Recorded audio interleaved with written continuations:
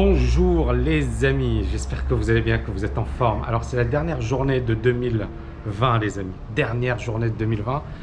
Et je voulais tout d'abord, avant de développer ce que j'avais envie de développer, de vous remercier pour cette année, de nous avoir accompagnés, d'avoir liké les vidéos, commenté ou même de ne pas avoir liké les vidéos, d'avoir eu des débats constructifs au sein de la communauté. Donc je voulais vraiment vous remercier pour finalement cette année assez particulière, l'année 2020 qui s'est révélée être une année sans doute la pire depuis de nombreuses années.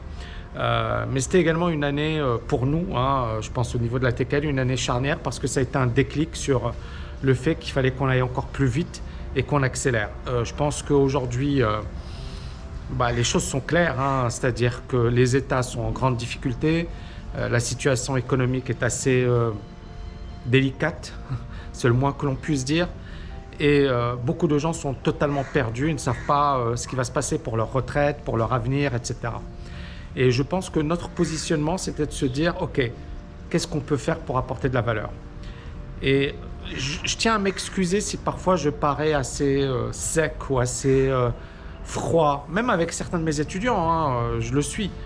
C'est-à-dire que peut-être qu'il y a des choses que je vous dis aujourd'hui que vous ne comprenez pas, que vous allez comprendre dans 5 ans, dans 10 ans, dans 15 ans, dans 20 ans. Et donc, mon but, c'est pas de casser des rêves, c'est justement de vous aider à bâtir vos rêves. Mais pour bâtir ces rêves, il faut vraiment avoir un process, avoir une approche rationnelle, comprendre quelles sont ses forces et ses faiblesses et être réaliste. Il y a des gens que je respecte d'ailleurs qui disent qu'il ne faut pas avoir de plan B. Et c'était mon raisonnement. Vous savez, quand j'ai divorcé et que j'ai tout perdu, j'étais dans cet état d'esprit, pas de plan B. Et ça m'a plombé justement certaines années de ma vie et ça m'a mis dans une situation extrêmement difficile. Et ce n'est pas de la théorie ce que je vous dis, c'est de la vérité, je l'ai vécu. Donc je sais que le but, c'est pas de dire j'ai pas de plan B ou je suis sûr que je vais réussir. Si je suis aussi prudent dans la vie, dans le business, dans tout ce que je fais, si je suis aussi prudent, c'est que je sais que j'ai un ancien mentor à moi, d'ailleurs c'est un grand financier français qui dirigeait une grosse banque et un courtier d'ailleurs à Londres. C'est vraiment quelqu'un de... Et il me disait « Life is a bitch ». La vie est une... 3 points de suspension. Pas besoin que tu traduises. Et en fait, tu ne sais pas ce qui va t'arriver. Tu ne sais pas quels sont les pépins qui vont t'arriver. Tu sais pas, tu peux tout avoir bien fait, avoir suivi les règles, etc. Tu vas voir des gens qui n'ont rien fait et qui vont réussir bizarrement. Et tu vas voir des gens qui ont galéré, qui ont souffert et qui vont jamais émerger, d'accord? Et c'est pour ça que moi, ça m'a donné beaucoup d'humilité, parce que je le sais, mes potes me disaient, Tammy, t'es le plus bosseur, t'es le plus motivé, donc t'es celui qui va réussir le mieux. Et à un certain moment, c'était pas le cas. Mes potes, ils avaient pris leur petit appart, ils s'étaient mariés, ils avaient leur job et compagnie. Et moi, j'étais seul dans la merde, en train de déprimer. Et je me suis dit, qu'est-ce qui se passe? Qu'est-ce que j'ai fait pour mériter ça? Et en fait, ce qu'il faut savoir, c'est que ça peut vous tuer. Une mauvaise stratégie, une mauvaise approche, ça peut littéralement vous tuer. Et ça m'a tellement marqué, parce qu'encore une fois, je le dis ouvertement. J'ai été séparé de mon fils, je le voyais qu'un week-end sur 2. J'aurais pu ne plus jamais le revoir si je n'avais pas créé ce contact. C'est dingue, mais il y a beaucoup de papas qui abandonnent, qui ne voient plus jamais leurs enfants. Parce qu'à un certain moment, c'est tellement dur qu'ils se disent « j'abandonne, je préfère passer à autre chose ». Et je peux les comprendre. Et j'étais arrivé à un certain moment à cette situation où je me disais « c'est trop dur ». Je l'avais dit à ma mère. Je lui avais dit « c'est trop dur, j'en peux plus et je vais arrêter ». Et elle m'a dit « continue de te battre ». Et d'ailleurs, je fais un gros bisou à ma mère parce qu'elle m'a bien coaché à certains moments de ma vie. Et donc, ce que je veux dire, c'est que la vie, c'est pas facile, les amis. La vie, c'est pas facile. Et moi, je bosse dur là ces derniers temps. Cette année, ça a été probablement l'une des années les plus dures de ma vie. sur un plan pro. Mais je ne l'ai pas senti cette année parce que j'étais aligné. J'étais en phase avec ce que je faisais. C'est-à-dire, j'ai kiffé cette année parce que durant cette année, voilà, on a apporté de la valeur, on a essayé d'aider les gens, on a essayé de les aiguiller, etc. La TKL est montée d'un cran. Je pense qu'aujourd'hui, on a l'un des cursus. Bon, j'ai des étudiants, ils ont fait Sciences Po Paris, ils ont fait HEC, ils ont fait... Et ils disent tous, c'est un truc d'extraterrestre. Bon, je sais pas, le témoignage de Lucien, 70 ans, banquier, il a bossé pour la BNP, il a été gestionnaire de portefeuille. Et il me dit, punaise, j'aurais voulu connaître cette formation avant. C'est-à-dire, c'est quelqu'un qui est bien plus expérimenté, qui est solide, qui a la tête sur les épaules. C'est pas un rigolo, il habite au Canada et il me fait un témoignage de dingue. Et je me dis, waouh, et ben c'est ça la TKL. Ce sont des témoignages de gens que peut-être tu verras jamais ailleurs et tu te dis, waouh, et ça donne un sens. Ça donne un sens, c'est-à-dire que tu te dis, il faut que je donne le meilleur pour mes étudiants. Et c'est un peu mon but. Mon but, c'est de donner le meilleur pour mes étudiants. Désolé, j'ai la gueule complètement éclatée. C'est le matin, j'ai pas beaucoup dormi. Mais je tenais à faire ce petit message et à passer véritablement ce message de dire, il faut se battre, les amis. Cette année, ça a été dur.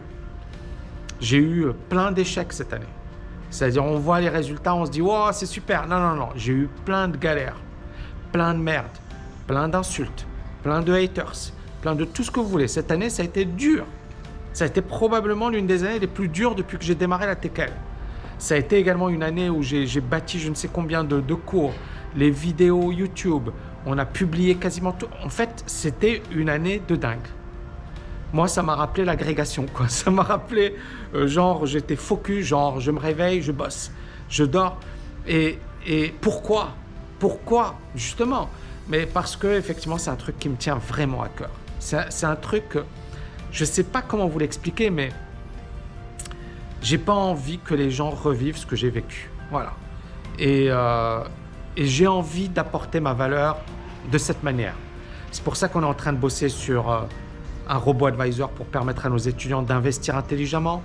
C'est pour ça que j'ai fait un gros recentrage sur l'investissement à long terme parce que je me suis dit, c'est comme ça que je vais aider un maximum mes étudiants. C'est pas il y a des étudiants, ils vont cartonner, ils vont faire des super trucs, mais pour les aider, il faut vraiment que je sois focus sur l'investissement à long terme. Donc, ça a été un revirement stratégique cette année et j'en suis très content. J'en suis très content parce que je pense que c'est la meilleure manière d'aider mes étudiants. Moi, j'ai déjà atteint mes objectifs les plus fous. J'ai déjà réalisé nombre de mes rêves. L'un de mes rêves, c'est de faire le tour du monde. J'en parle depuis longtemps, je ne l'ai pas fait. Parce que justement, la TKL, pour moi, c'est un véritable tour du monde. C'est une valeur inestimable. C'est changer la vie des gens. C'est-à-dire, pour moi, le métier d'enseignant, de prof, de coach, c'est l'un des plus beaux métiers au monde. Tu impactes les gens, tu changes leur vie, tu leur ouvres l'esprit, tu leur apportes des choses qui peuvent véritablement provoquer un déclic. Regardez les témoignages qu'on a. Alors oui, on va avoir des gens qui ne sont pas contents, qui voudraient que je fasse plus ceci, ou qui voudraient, mais encore une fois, je ne fais pas les choses pour faire plaisir à certains.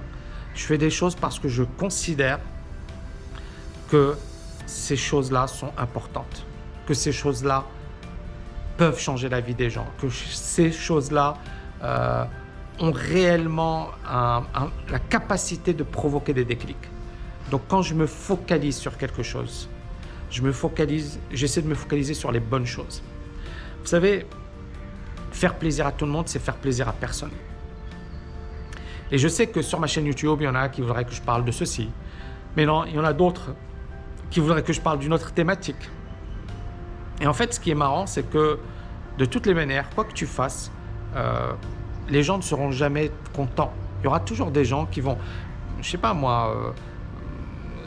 Il y a toujours quelqu'un qui va la ramener. Quoi que tu fasses.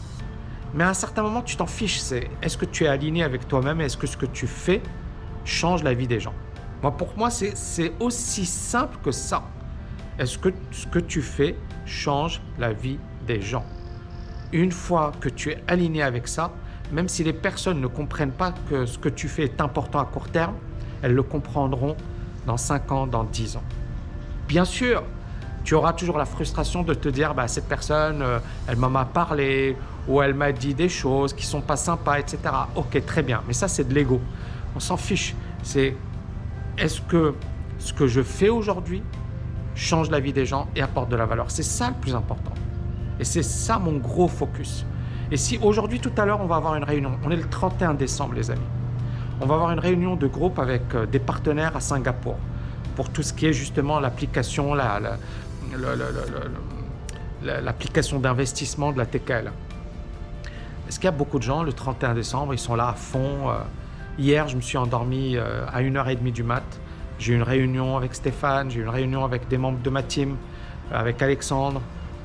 Est-ce que vous pensez qu'il y a beaucoup de gens qui vont taffer le 30, le 31?